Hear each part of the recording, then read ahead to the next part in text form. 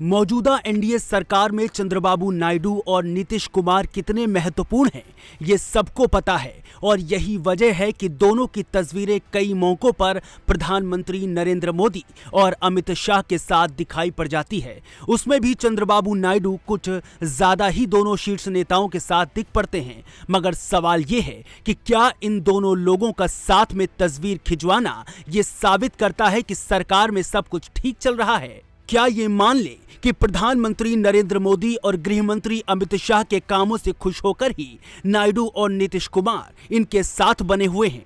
तो शायद इसका जवाब होगा नहीं, क्योंकि इनकी अपनी महत्वाकांक्षाएं हैं और अपनी जरूरतें हैं जो एनडीए में रहने को मजबूर कर रही हैं, जो अब खुलकर सामने भी आ रही हैं।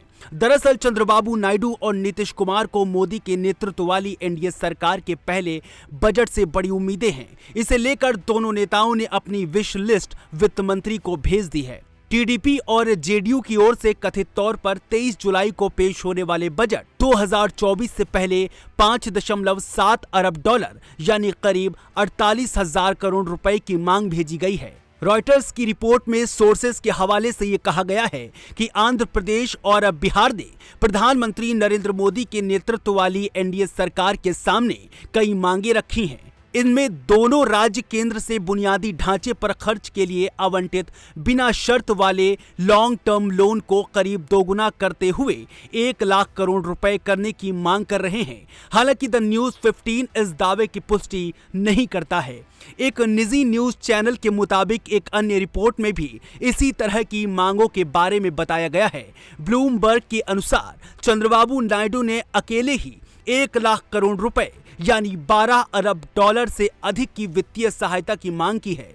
इसमें दावा किया गया है कि इसे लेकर इस सप्ताह की शुरुआत में उन्होंने प्रधानमंत्री मोदी और वित्त मंत्री निर्मला सीतारमण से मुलाकात की थी।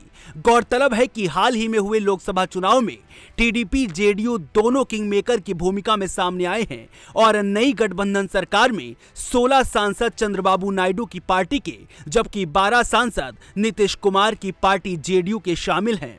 चंद्रबाबू नायडू की विश लिस्ट में शामिल मांगों पर नजर डालें तो कथित तौर पर उन्होंने आंध्र प्रदेश की राजधानी अमरावती और पोलावरम सिंचाई प्रोजेक्ट की ग्रोथ के लिए विजयवाड़ा, विशाखापत्तनम और अमरावती में मेट्रो रेल परियोजनाओं के अलावा विजयवाड़ा से मुंबई और नई दिल्ली तक वंदे भारत ट्रेन के लिए भी समर्थन शामिल है। वहीं दूसरी ओर उन्होंने राज्य के पिछड़े जिलों रामायपट्टनम बंदरगाह और कडप्पा में एक इस्पात संयंत्र के लिए अनुदान की मांग रखी है। और रिपोर्ट के मुताबिक बिहार की अगर बात करें तो नीतीश कुमार की ओर से राज्य में 9 airport, 2 electricity projects, 2 river water project और 7 नए मेडिकल कॉलेजों की स्थापना के लिए अनुदान की मांग की गई है।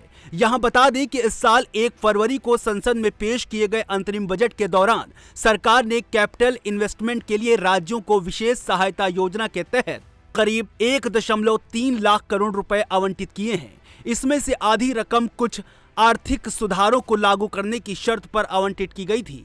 गौरतलब है कि केंद्र में आई नई एनडीए सरकार 23 जुलाई को यूनियन बजट पेश करने जा रही है और संसद का बजट सत्र 22 जुलाई से शुरू होकर 12 अगस्त तक चलेगा।